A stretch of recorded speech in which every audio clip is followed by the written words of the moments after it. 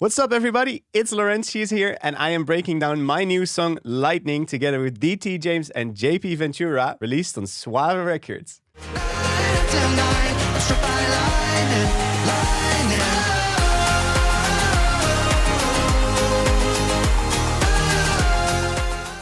So to kick this breakdown off, I think it's a good idea to show you the original stripped version that DT James and JP Ventura sent me first, because I immediately fell in love with it. I'm just gonna play it and let the magic work on you guys too.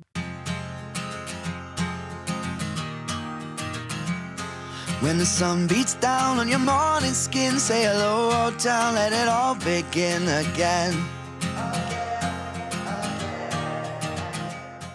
Alright, as you can probably hear, there's a lot of elements in this version that are also in the released version that you guys know. And that's what I'm going to break down today. I'm going to show you the production that I made around this version to make it into the version that we released.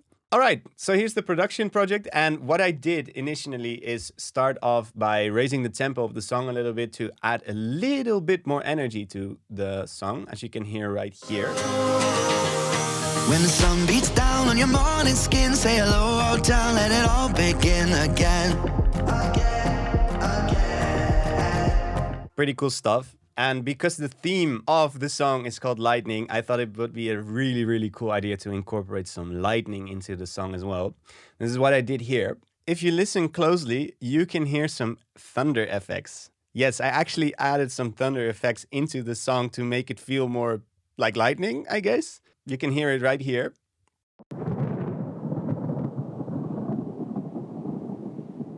And here you can hear it in its entirety.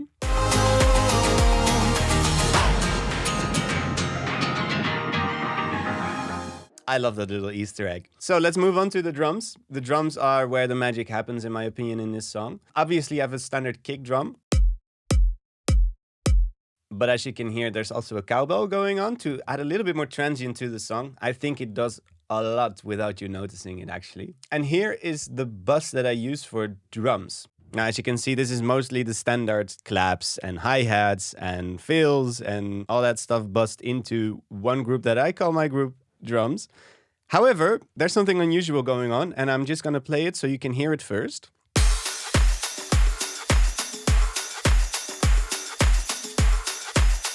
So in traditional pop music, you have kick, clap patterns. But in this song, I felt what was necessary is to add a tempo clap to the song, which is a 1-in-4 clap that you can hear right here, which adds a lot of energy and power into the song that you normally would miss in a song like this.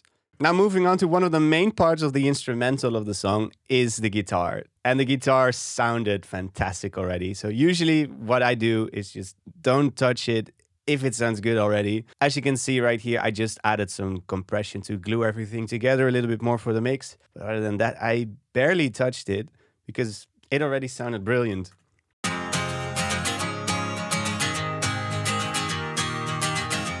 To add a little bit more power to the guitar, I also added some pianos, some violins, and a human choir as well. It just thickens everything up a little bit more, as you can hear.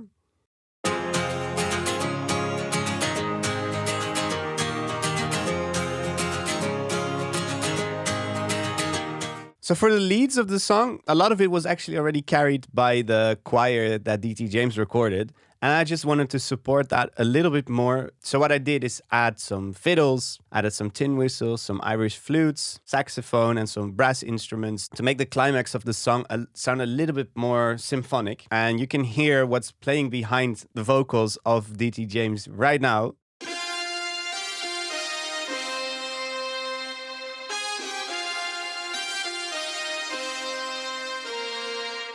Brilliant. And you can also hear it in its entirety where they just thicken up the vocals a little bit more.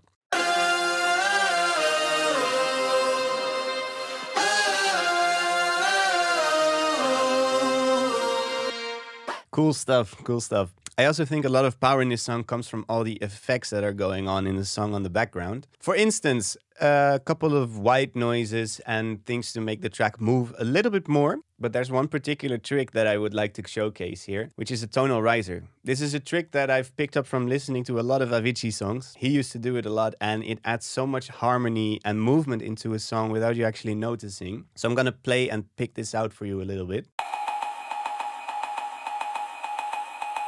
And if you listen to this song in its entirety, you hear how much it does to the song.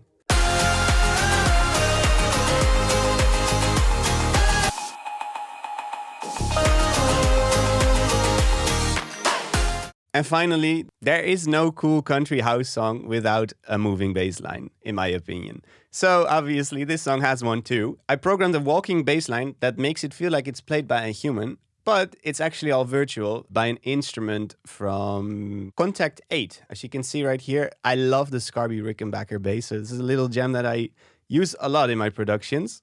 And here's how it sounds.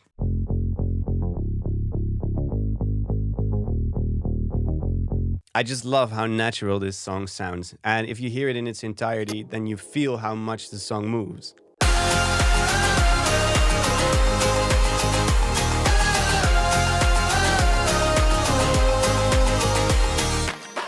So, that was the breakdown behind the production that I made around my new song, Lightning. You can check it out now on every single streaming platform that you can think of.